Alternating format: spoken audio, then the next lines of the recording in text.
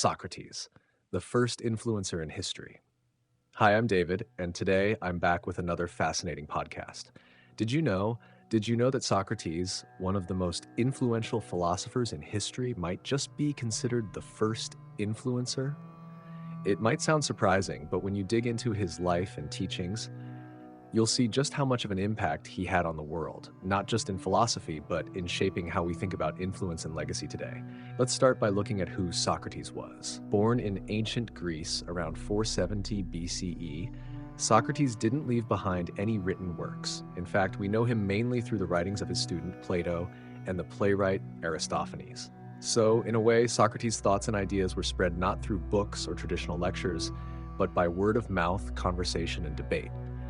Socrates didn't have the luxury of social media or a massive platform, but he certainly knew how to influence people. He spent his days walking the streets of Athens, engaging in discussions with anyone willing to talk. He wasn't a teacher in the traditional sense. He didn't have a classroom.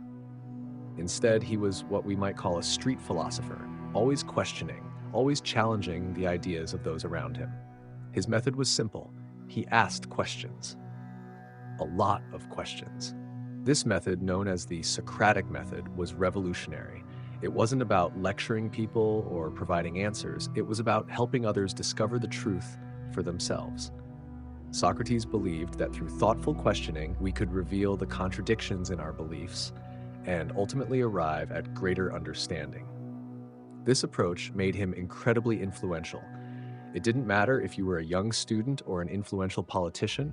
If you crossed paths with Socrates, you were likely to be questioned in a way that would make you rethink your views. But Socrates wasn't just influential because of his method. His personality played a huge role in his influence as well. He was charismatic in his own way. Far from the stereotypical image of a grumpy philosopher, he had a certain charm that drew people to him. And despite his unconventional approach, many people respected him for his integrity and his commitment to questioning authority and the status quo. Socrates didn't want to be popular.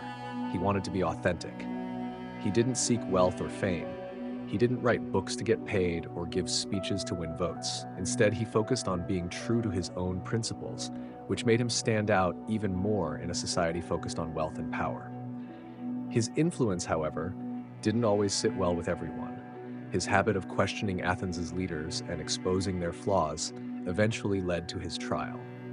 In 399 BCE, Socrates was charged with impiety and corrupting the youth of Athens. His defense, famously recorded in Plato's Apology, showed his commitment to his principles, even in the face of death. He was sentenced to die by drinking hemlock.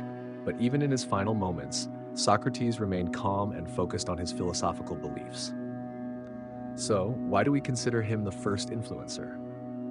Today, influencers are defined by their ability to shape opinions and drive change, often through social media platforms. Socrates did this long before Instagram or Twitter.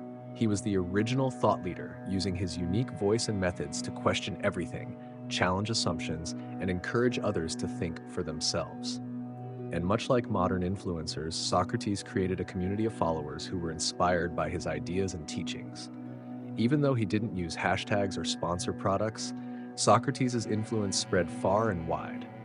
His students, like Plato and Xenophon, carried on his ideas and developed them further. And today, more than 2,000 years later, Socratic thought is still at the core of many modern philosophical debates.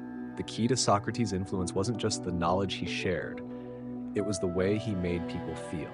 He inspired others to ask questions, challenge norms, and seek deeper truths. And isn't that what modern influencers do? They spark curiosity, they create movements, and they challenge us to think differently about the world.